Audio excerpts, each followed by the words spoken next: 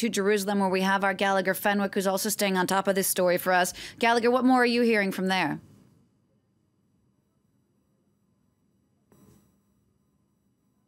A top-level meeting to discuss of the next steps. Now, what's being said in the Israeli media right now at this point is that the next decision made by Israeli officials, both from a military and a political point of view, will be key because it will either lead to escalation or containment of the situation. Now, what is happening very cynically is that both parties, Hezbollah, the Shiite militia in southern Lebanon, and the Israel Defense Forces in northern Israel have to figure out whether or not the balance between them has been reestablished. Remember that this attack that took place earlier this Wednesday is considered to be retaliation for another attack attributed to Israel that took place about a week ago, a little bit more than a week ago, and saw the death of 12 agents, operatives on the Syrian side of the Golan Heights, 6 members of Hezbollah, 1 commander,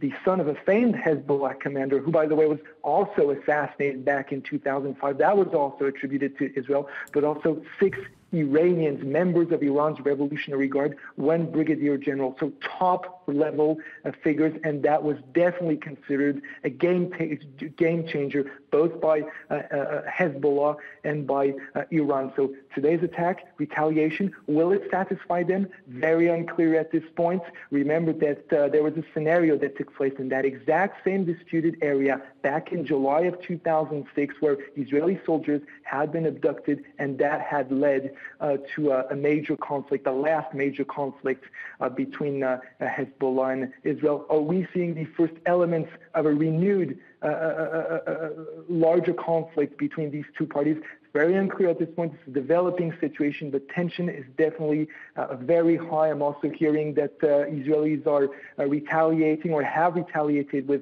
heavy artillery at this point, probably firing at Hezbollah targets on the other side in terms of the casualties.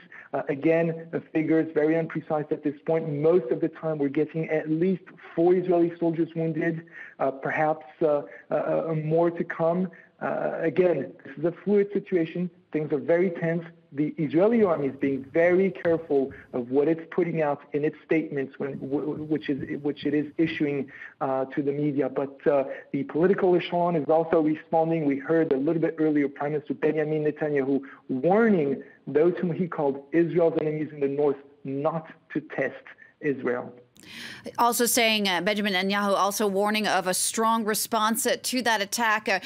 On the other side, Gallagher, there's a Lebanese official speaking off the record who said that this incident is believed to be a very sophisticated Hezbollah operation. Was it very different from other attacks from Hezbollah in the past? Well, it's very, again, similar to the one which had taken place back in 2006, July 2006. At the time, anti-tank missiles had been fired, used as a means of diversion, and then Israeli soldiers had been kidnapped. Now, in terms of the way Israelis, especially Israeli intelligence and military officials, look at Hezbollah, they have a very different perspective today than they did back then. Why? Because of Hezbollah's involvement in Syria. It does 2 things. On the one hand, the Shiite militia has lost a lot of men in Syria. But on the other hand, the flip side of that coin is that they have gained a lot of experience. And there's also that Israeli fear, which we usually hear so much about those game-changing weapons being transferred through Syria into the hands of Hezbollah in southern Lebanon. Perhaps Iranian-made missiles much stronger than the ones that Hezbollah had back in 2006. And when you talk to Israeli military officials, they really insist on that the Hezbollah of 2014-15 is not the one that they fought back in 2006. A lot of extra experience, probably better weapons, longer range missiles, and tens of thousands of them, according to Israeli estimates. So definitely a very worrying situation. And I'll just finish with this. When you ask Israeli military officials, in terms of the neighboring enemies of Israel, whom they're most concerned about, most often, if not every single time, the answer is the same, and it is Hezbollah.